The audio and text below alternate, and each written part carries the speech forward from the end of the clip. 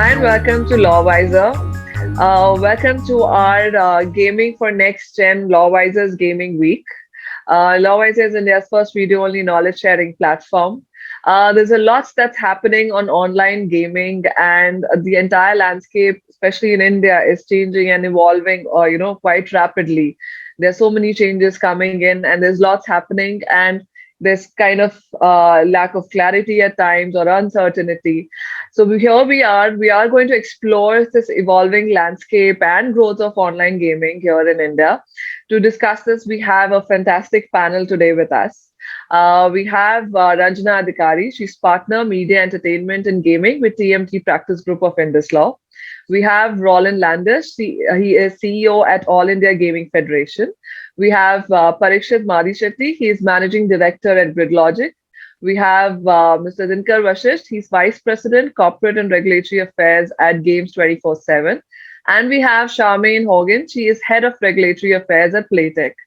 Thank you, everyone. Thank you for taking time out for this. We have a very fantastic panel here from different stakeholders, involved in this gaming industry. Welcome and thank you for taking time out for this. To start a conversation, we all know that India is having the highest game downloads when it comes to casual gaming and sub-segment in this, in 2020. And it's also a very fastest growing form of entertainment in our country.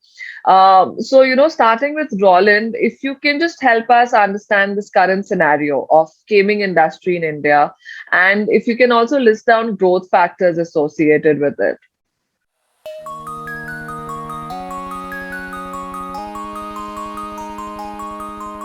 Yeah, thanks, Sania. Good evening, everyone, and to my co-panelists as well. I'm happy to be here with you all at LawWiser's Gaming Week. So to get started, the way I look at it over the last 8-10 years now, the industry itself is very new and nascent, but the growth of the sector really coincides with the Digital India initiatives. I think that completed about 7 years very recently, 7th anniversary. And if you look at the gaming industry, the online skill gaming industry, so you see that there is a direct correlation. So as digitization of payments started happening, the penetration, internet and smartphone penetration exceeding close to 700 million plus now. So all these that are, have been facilitated by this Digital India initiatives, and that has a direct, bearing on the industry growth that we are seeing. There are other factors also. We must keep in mind the adoption of, gamers, newer gamers, as well as, and that is reaching almost 400 million today. And add to that, even the startup community. So the people who have, like Pariekshit at some point in time got started in this industry as a startup, and people like that who came forward and we had product, young engineers who had differentiated products in mind. Even today, I get almost 4 or 5 calls every day. New companies, these engineering pass outs, who are coming up with innovative products in gaming. And, if you look at the ecosystem, there are investors who are ready to back that. So all of these, I would say the startup community, the adoption by gamers, the Digital India initiatives that have really propelled this industry to where we are today. I mentioned about the number of gamers, close to 400 million. And as per the size of the industry, clearly we are $1.5 billion dollars right now, and then on course to double that by 2025. So I clearly see, and one important thing is also that because we are concerned with the transactional side of gaming, where entry fee is paid to participate in a game, we must also keep in mind that the ability and the not only the ability but also the willingness of gamers to really pay to get entertained or participate, which was not the case in India earlier. And now we can see we are doing that for content, we're doing that for music, and very much doing that for gaming. I think comes right at the top of the of the pyramid. So those are the points I would like to make. Sure, that's true. I mean, obviously, that's considering, India, that's where online gaming is going at, especially with mobile gaming, you know, taking a kind of really increase here. And that actually just takes us to the next part of it, which is also very crucial when it comes to gaming industry. That's of course relates to the legal and regulatory aspect of it. So, Ranjana, being the lawyer on the panel, we would like to ask you, if you can just help our audience understand these recent amendments on online gaming in India. And, if you could highlight any of these regulatory decisions that, around these amendments that actually impact the gaming sector.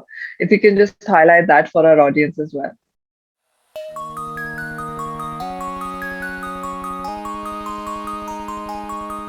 Thanks, Anya. But the topic that you've given me, it will never do justice. It could be the entire session that we could be talking about it.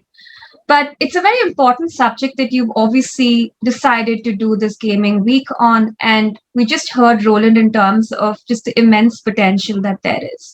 But when you look at the regulatory legal side, I want us to take one step back, for the benefit of the audience to understand where are these regulations coming from that we've been so inundated with in the last 18 to 24 months, and kind of reflect on what's really been driving it as such.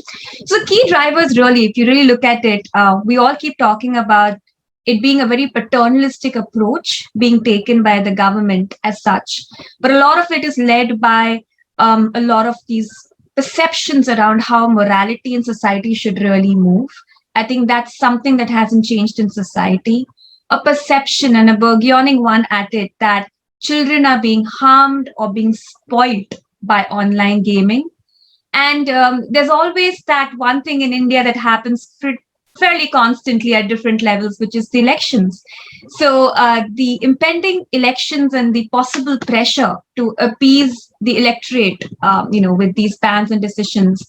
And the evergreen thing that we've noticed in the last 24 months is just the pressure being caused through these public interest litigations being filed by busybodies with a variety of interests, clearly, but affecting the gaming industry in different high courts of the country today. That's really been the key driver for it. And if you see what the approach really has been, and really when we talk about the approach and the developments in the last 2 years at least, it's really been in the southern part of the country. So what's really been the modus operandi, if I could put it, in terms of how the state is looking at things? Number one, they're looking at sort of ignoring the binary classification that even the current law looks at of skill versus chance, and sort of prohibiting real money gaming as a blanket ban. So it doesn't matter your skill, your chance, and what the precedents have really been there. Number two, just sort of looking at, I would rather say ignoring the precedents that exist today in the country and the economic benefits that online gaming could bring into the country. And when I refer to the benefits of online gaming, I would lean towards skill gaming, as that's the burgeoning industry that we have facts and figures for, that Roland so helpfully shared at the beginning part of this session. And it's truly something that one needs to reflect on. I think turning a blind eye on the fundamental distinction, the binary classification that I was talking on, what amounts to gambling, what amounts to skill gaming, and this tendency has been consistent of painting everything with a one-size-fits-all approach and just painting it with the same brush. That's really been the approach of these regulations. And most importantly, and this is where we get a little more legal, ignoring what powers of legislative powers that a state really has, where you're looking at entry 34 under the state list of the Constitution of India, which really gives you the powers of betting and gambling, what everybody keeps talking about. This sort of gives us a nice segue to what the legal developments that we're really going to talk about are. I think the most pertinent ones for everyone are, of course, what happened in Tamil Nadu and now in Karnataka, although they do follow very closely in terms of footsteps to what happened in Andhra Pradesh and Telangana some time back. But same story, cut short, let's talk about Tamil Nadu and Karnataka and particularly their impact, because that's your real question to me. Now, we may recollect the blanket ban that Tamil Nadu had imposed, putting the entire industry in a tizzy and stopping all skill gaming operators functioning over there for real money gaming operations. The High Court decision in Madras very lucidly looked into the concept of what can you legislate on under entry 34 under betting gambling, and has very rightfully held that the entire approach of the ban was disproportionate, it was manifestly arbitrary, and it was lacking empirical scientific data. And these are the three very guiding principles in now determining how to evaluate these developments as such. Of course, matter set aside, but it's currently in the Supreme Court. Let us see how that's going to really change the course of things. But as of now, of course, Tamil Nadu's yet again opened up for the market. But stability is something that everyone in the industry is obviously questioning. When we look at Karnataka and a house to all the startups that Roland was mentioning, and I think the largest impact was really felt in Karnataka. House of so many startups, talent pool for IT professionals being employed by these, different gaming operators aspiring to make businesses out of it. But unfortunately, Karnataka did not really learn from the Madras High Court verdict and decided to impose a very similar ban. And on the last count, I think about 12 petitioners have filed before the High Court challenging this. Dinker could probably give us a little more insight to it if he'd like to. But to be honest, this position where it is today and the way the arguments have been proceeding there, it's pretty much on the lines and beyond of what Madras High Court obviously saw. There is a lot more in contemplation in the legal side, and I'm not really getting into it. But at this moment, arguments to a large extent have been concluded. The fantasy sports industry has also decided to join in as a petitioner a little late in the day, but timely nevertheless. And that's where we're looking at things moving. If you really ask me what kind of legal issues and impact we're looking at, just to round up this part of the discussion, I think the clear ignorance of the precedents that there's a legitimacy accorded under the Constitution of India for these skill games formats. It's stark on the face that all these laws are ignoring that. They're ignoring their legislative competence that they have under entry 34. So fundamental rights under 19(1)(g) being fully ignored. Precedents in form of for rummy, fantasy sports, etc., being skill games, right at the Supreme Court being, decided. This has been completely ignored as well, which has probably not gone down well with certain high courts, but it remains to be seen how Karnataka High Court would be looking at this. The very obvious impact, Sania, has been loss of jobs, potential taxes, and just the impact on the startup community, especially in Karnataka. The real issue that they're talking about, consumer protection or illegal gaming sites, I personally don't really think that the laws currently address them. That's a personal opinion, and I think history has already proven itself with Telangana as an example as well. And I think just overall, if you look at it, keeping whether India's been progressive or regressive in this department, just the impact has been that where India is a jurisdiction where the world community is trying to sit up and take notice of it as a good opportunity. The policy instability is probably putting a big question mark in terms of the kind of cross-border relationships that would grow, in terms of where this industry could really grow. So, yeah, Sania, that's a little bit in terms of the impact and how the laws are placed today. True. Very well said, Ranjana. Actually, it's right. Probably this requires a whole panel for itself, or, a separate series itself on the laws. But very rightly pointed out as to, the kind of approach that the governments have been taking, and the different states, even after, what's been held in Tamil Nadu, it's still not been followed otherwise, and it's been quite challenging, as we say, for the gaming companies. And that just takes us to our next question, which is for Dinker. Since you come from the gaming company side, it's very difficult, especially when you have different states coming up with these different rules and regulations, and the implementation part of it, which you have to as a company do, is becomes all the more challenging. So, if you can just highlight these challenges that are there, because there are a lot of audience who are part of this gaming community, who are part of it, and then when something happens and it impacts their gaming, it of course kind of has a whole sort of impact, or effect on it. So if you can highlight these challenges that are associated with current gaming policies, and that gaming companies face and look to overcome, if you can just highlight that, then good for us.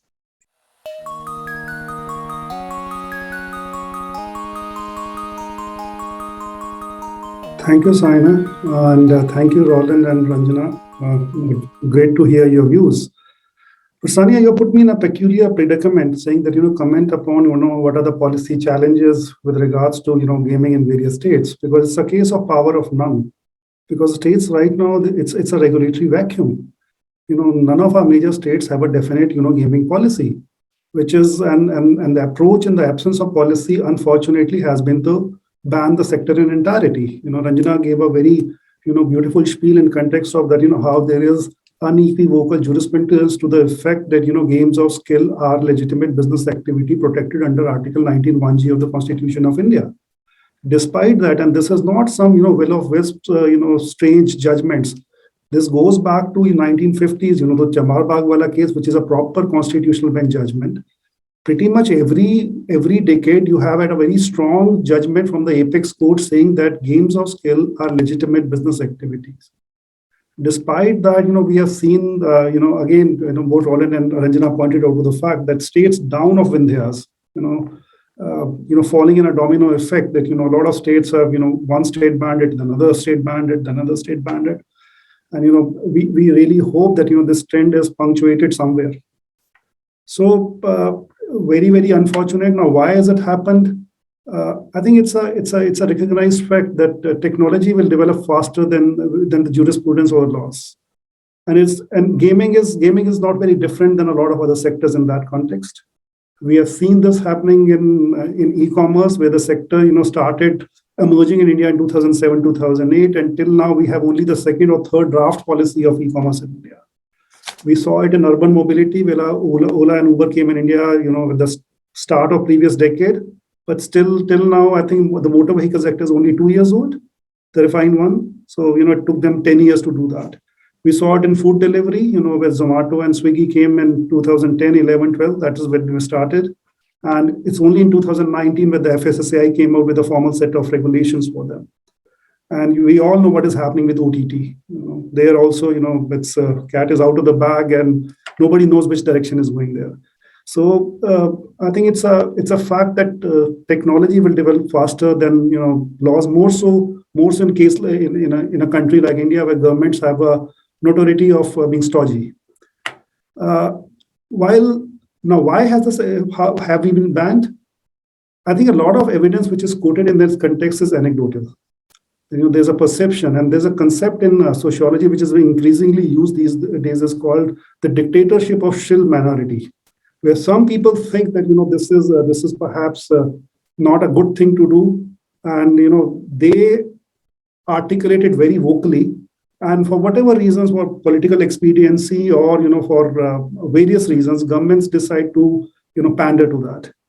And the same thing we have seen it happening in gaming sector as well, because there's a perception that there are some ills attributed to the sector, which are, to be very honest, rather anecdotal in nature. In fact, I would request some of the colleagues to go to the latest data of submitted by National Crime Reports Bureau, because this bogey of suicides is something which is often alleged against the sector, and there are like at least.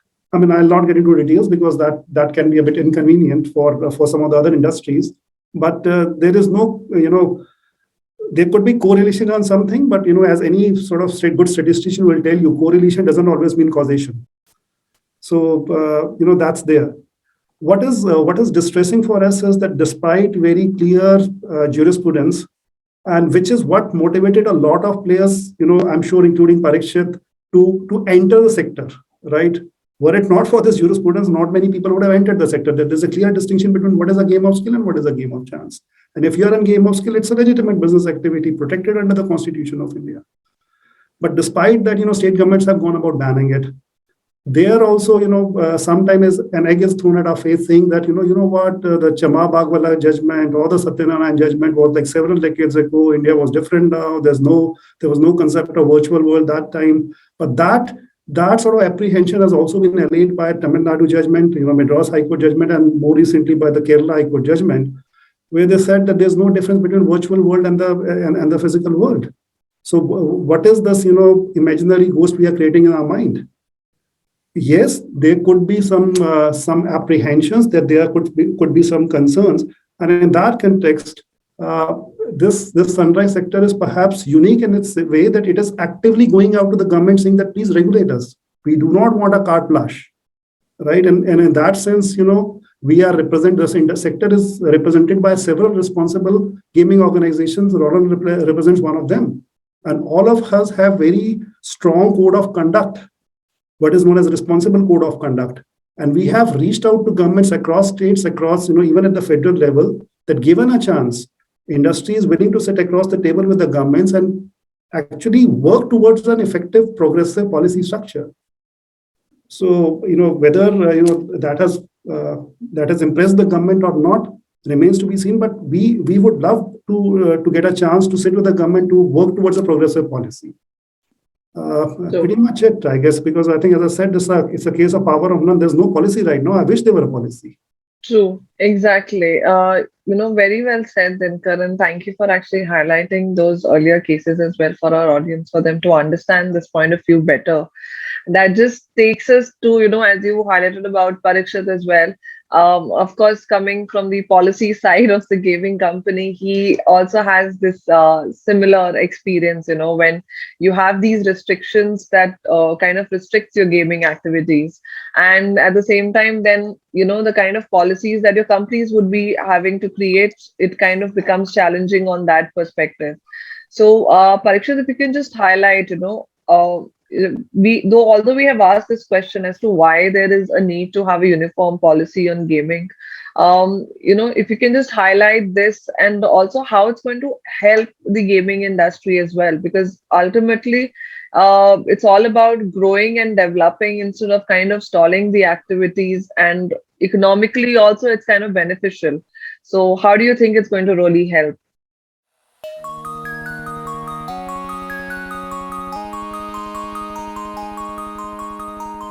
Thanks, Anya.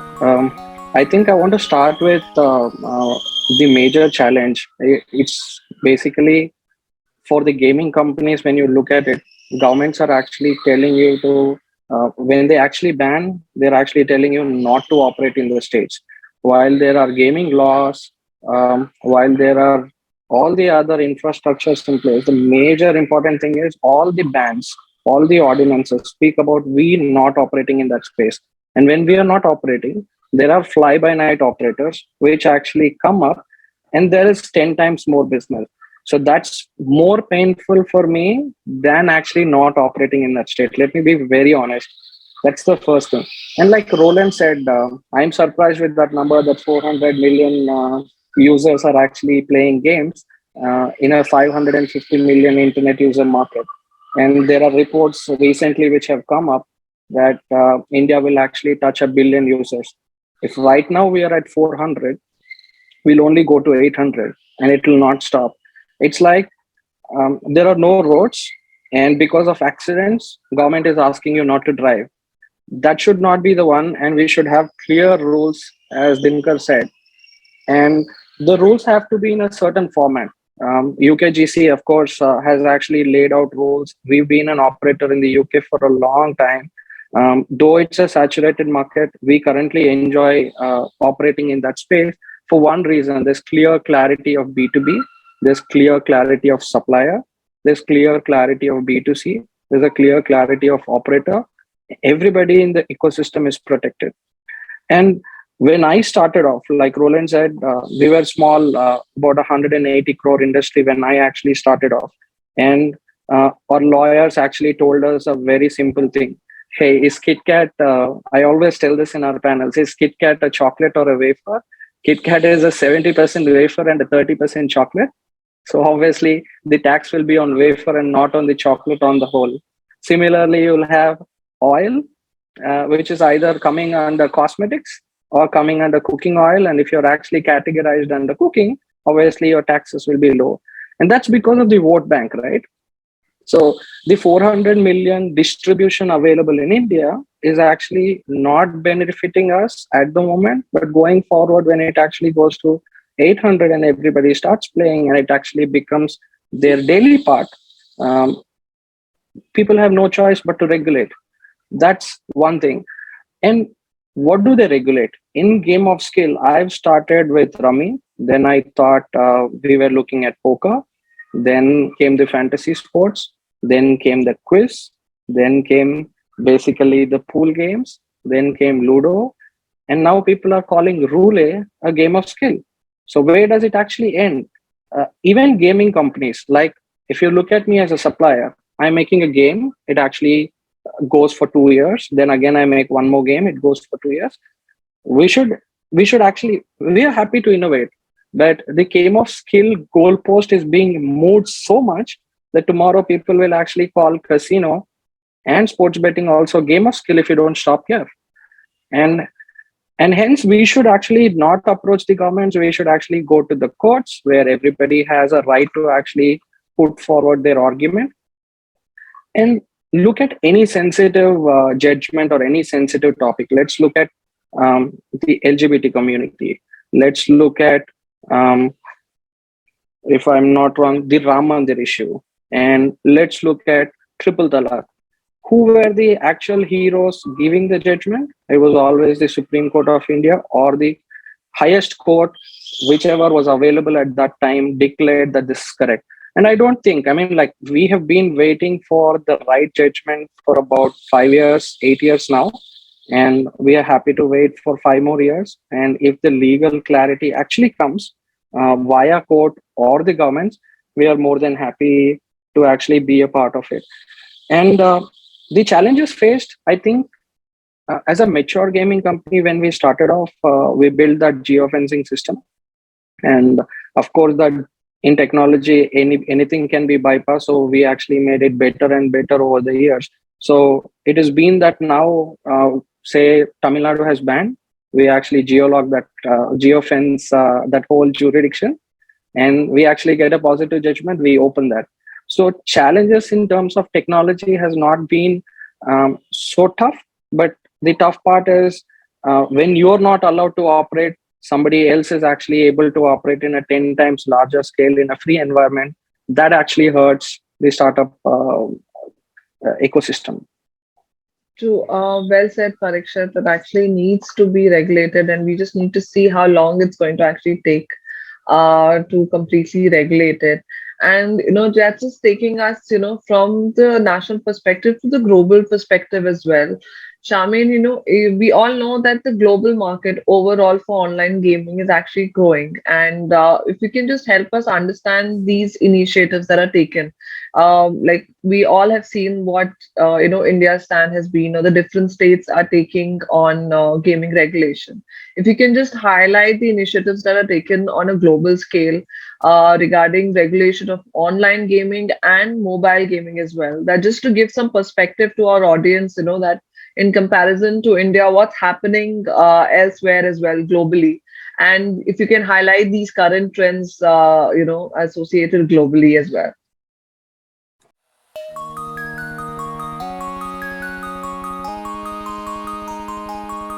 Thank you, Sanya. Thank you, everyone. I've been listening really with interest, and a lot of the bits and pieces that each of the panelists has said actually resonates quite well, because you can lift them and take them to other markets, countries, other continents even. I spent a couple of years working at the European Commission in the EU, and in very regular discussions with the regulatory authorities of each of those 28 at the time, now minus the UK, gambling regulatory authorities. And, challenged with either putting rules together or challenged with knowing that there is a way and a must to regulate gambling, but you're the regulator. You have your political masters. You also have your media and public opinion, different cultures, different religion, if you like, different standpoints. Should it be a public health angle? Should it be an economic service with certain, inherent risks? So it really resonates. But I think a key of what I've been hearing on this panel is that we're talking about online and mobile. Yes, it's on an upward trajectory. I mean, that is where the sector is going. I think increasingly even more in the future, because, unlike perhaps some of us, we grew up learning about the internet.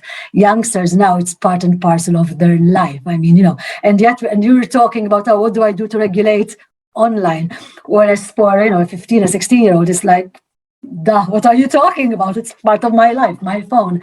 And I think essentially the reality is, by simply banning or prohibiting, you are just pushing the argument out of sight. You are not really solving it, because your citizens are playing. So the argument is, yes, regulate. Why? Because you will bring it under local control. You have to set the right conditions, because you want to attract reputable businesses to your market. So you set those right license conditions, whether on the entity level, key individuals, the products that you want to offer. Because if you want to open up and if you want to attract that investment onshore, you have to make it attractive enough. Because if I come and get my license, but at the end of the day, I am in competition, not onshore, not in healthy competition, but I'm in competition with the offshore operators who pay no taxes, abide by no rules, can offer more products perhaps, better value, better choice. So what is the incentive for me? Plus, I was listening to the arguments about leaving it or taking it to the courts. Broadly speaking, not talking about India here, I reserve judgment on that, because in my view, you need certainty. It shouldn't be for the courts to decide. You shouldn't go to the courts for them to decide whether you can or cannot offer that product. And even if that's only sort of at the policy level, and then I dare say, as a consumer, I want to have rules. So if you're an operator, you should have to have some rules in place. How does the player know that they're being treated fair, that the game is fair, that it's tested and certified, that there are tools in place to keep gambling under check? We always say gambling should be fun, but it has its inherent risks. So you want to offer those protections, and the player should have the certainty that, if they feel they're gambling too much, whether it's time or money, they can take a break, they can take a cool out period, they can set deposit limits, etc., etc. And they should have the certainty of that their data is protected as well, that there also terms and conditions are fair. So there should be rules in place. Why not? And of course, again, bringing it under regulatory control also means that you set up a robust regulatory authority who has oversight on the licensees, oversight that the players are treated properly, and if not, that they can have a dispute resolution mechanism. They can take their complaint somewhere and be heard. I don't know, that their winnings will be definitely paid out, that the licensee doesn't suddenly disappear and they don't get their winnings, all sorts. Plus, if you equip a regulator properly, they also should be tasked with keeping an eye on the market. As again, some of you have said, it's a very fast-moving industry. And we are indeed, and regulations in general are always sort of trying to keep pace. In this industry, they need to keep pace. So if you set up a regulatory authority, but with not enough control or remit, then how can they address the challenges that come up? And again, I wholeheartedly subscribe to another point that was raised about dialogue, research, sharing those findings, collaboration, find out there. If you're sitting at your desk, and I was one of those, and I was on the other side, you depend on that information. So if it doesn't readily come to you, you have to go and look at it. And this is what we're seeing across markets. In Latin, this week, just in Brazil alone, they've been discussing gambling, legislating for online, for casinos, for quite a few years. They legislated for betting a couple of years ago. no regulations rolled out. Now there's been momentum and we're seeing really a pace. And again, it's a country where culture, religion has and does play a big role in where gambling is going. But I think there is a growing realization that it's out there, regulate it, control it. We have Colombia, which regulated it a couple of years ago and is doing quite well. And so it's kind of a bit of a best practice, if you like, for Latin market. In North America, we have Canada, for example, where regulation is by province. And there you have Ontario, which again, they acknowledge that there's a large gray market out there. So the state is not getting its revenues due, there's no oversight, etc., etc. And they're moving to regulate it. And they're regulating it in a way. They're looking towards, for example, the UK. They're not seeking to replicate and, unnecessarily perhaps duplicate all requirements. Their goal is, what is our objective? Protect consumers, get that revenue on board, and control your licensees. So we want to regulate in a way that's attractive to get those businesses onshore.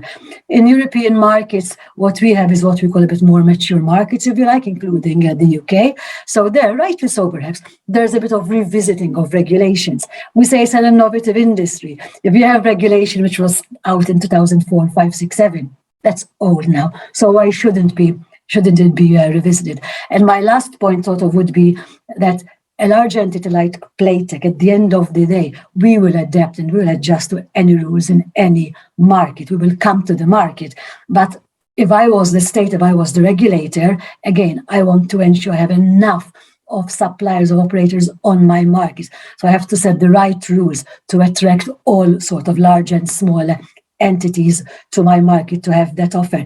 And today, the player protection angle can be quite readily addressed. One, because industry has realized and it has raised its standards, but also there's technology out there today, the use of AI, of data analytics to really protect the player early on before there's an issue of problem gambling. And a lot of markets are increasingly saying, placing an obligation, a rule. You have to protect the player early on, have tools in place to detect any risky play as early as possible, and you have to intervene accordingly. And you have to show me as the regulator that you are actually doing it. So again, there's so much out there that we can do by bringing it under local control. I believe we meet all those objectives, which is revenue for the state, licensees make their fair profit come to the market, and players can play in a safe and fair environment. That's how I see it. Thank you, Charmaine, for actually highlighting all that for us, for an audience as well, to be able to understand in comparison to India what's happening elsewhere around the globe, whether it's Latin, North America, or Europe, and how they're moving ahead with regulation and over time realizing the importance of this market. And I think one of the best ways to capitalize is to regulate it in a manner that it helps and boosts the growth rather than, stalls it. Somewhere where in India we are kind of lacking right now. Just a quick, we are almost towards the end. I'll just take a quick 1 minute, kind of concluding remarks from each one of you that we can have here. I'll start with Roland, if you can just give a quick 1 minute take on this. Yeah, so as we know, the industry is self-regulated and, all these best practices, obviously we've taken it from the developed markets which pertain mainly to gambling, as Charmaine mentioned, but we have to take that and adopt it for the online skill gaming piece, which we've done adequately well. I think the charters that that we all members and operators conform to are good enough, but we are willing to work with the state governments. I'm saying state governments because we believe that it will continue to be a state subject, as some people also alluded to, for a long time till there is certain gravitas, and then it can be looked at the center. Currently, I think it will continue to be there. So we are willing to work with them as the AGF. We reach out to them, we work with them, and tell them that you should look at this as a sunrise industry, how it is going to benefit the state economically, even socially. Because as Pariekshit mentioned, the unscrupulous guys are still there. And when you're trying to stymie the growth of the Indian registered operators, you're allowing such a large gray market to flourish, which is not fair at all. And so we work with them, create awareness. I would also like to, comment on being an optimist at the positive side. Now, although in certain southern states, there have been these, roadblocks, so to say, but 85% of the market is still open, and that's large enough. And as I said, the numbers that we have forecasted, we do with EY forecasting every year for FICCI frames, and the numbers we are just putting together for next year as well. We are absolutely on course to achieve those targets, as I mentioned, 3 billion by 2025, and close to 500 million gamers. So that's the positive side. And I'm happy to say that some of the states, we are work in progress, are willing to look at this, and you'll hear about them very soon.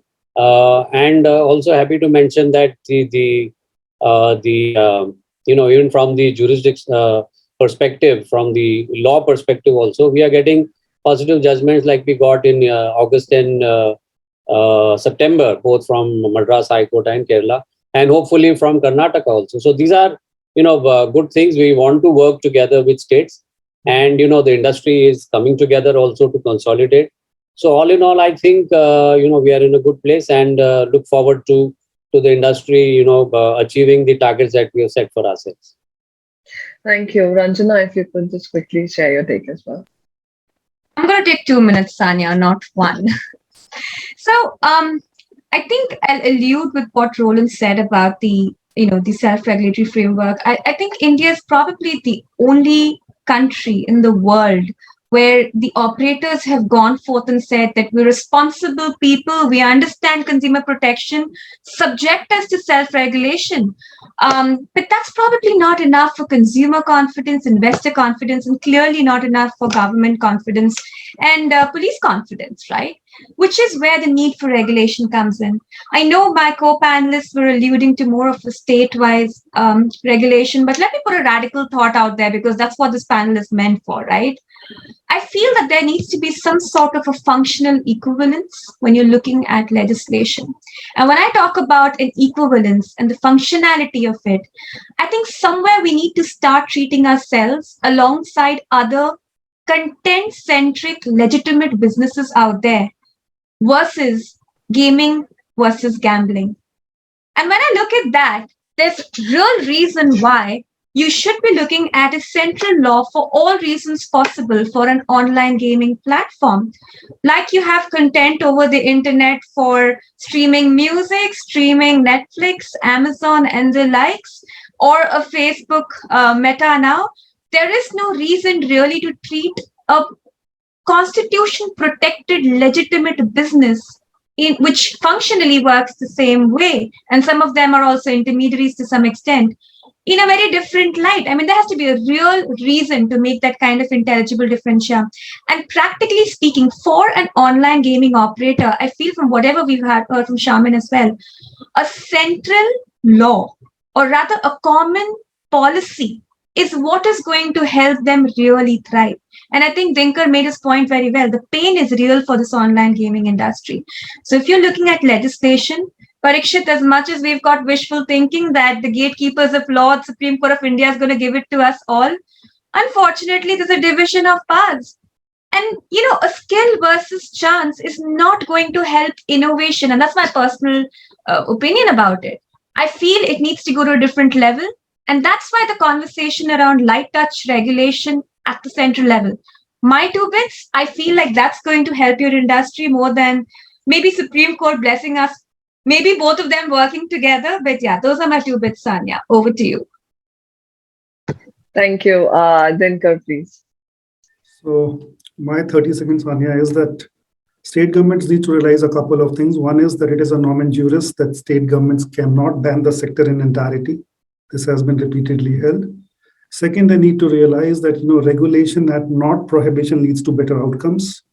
With the right regulation, not only will it facilitate the creative destruction within the industry, which will clean up the some of the riffraff which Pariekshit alluded to, and which will lead to a proper consolidation. And with the right support and with the right policy structure, gaming has so many multiplier benefits for a lot of sectors, including semiconductors, including animation, including graphics, including fintech, so that with the right support, it can spur a second software revolution in India.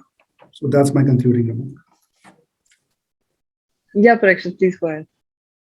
So I'll actually look at this in a different way. Like Charmaine said, if you go to kids today, internet is part of their life.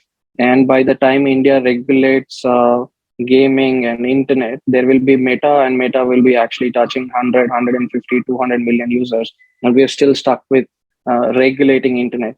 Like, if you look at it from my point of view, telecom operators grew their business in the same way. And then data came in. And again, the data also grew like that. So the sector, as if first it was only mobile and the network business, and then was data business. So I look at business, gaming business in the same way. Now it's online and it's gaming. Tomorrow it will be Meta. Meta is like data. And so there needs to be a combined regulation. It could be from courts, it could be from government. We are happy to add fuel in any way you want, but we want to see India to be regulated one day. True, well said. Charmaine, your thoughts, sir?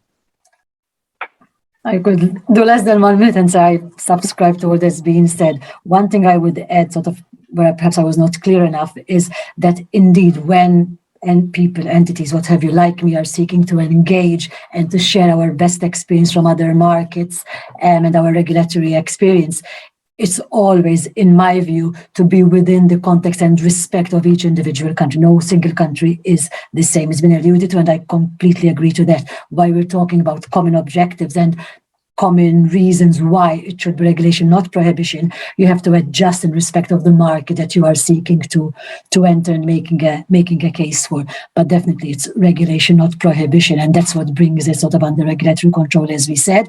And if you look to European markets, the industry is really well regulated these days. If you think about data protection, if you think about rules for preventing money laundering, consumer rights, etc., there's a lot out there. But the risk when you are not under local control is that there are all sorts of websites out there. You want to attract the right entities to your market. You want your players to be playing, on board, onshore with the right entities, and you want to ward off those rogue websites. So regulation is the way, and the engagement proactively, I would say, of the industry. Thank you. Thank you. Thank you, everyone, for taking time out for this panel and sharing your thoughts, because it actually kind of helps our audience understand the different perspectives that you have brought to the table, just to highlight and, make them aware of what's really happening with the gaming industry right present in our country, and also to give them glimpses of globally what's happening, just to be, for their own awareness and knowledge. So thank you, everyone, for taking time out.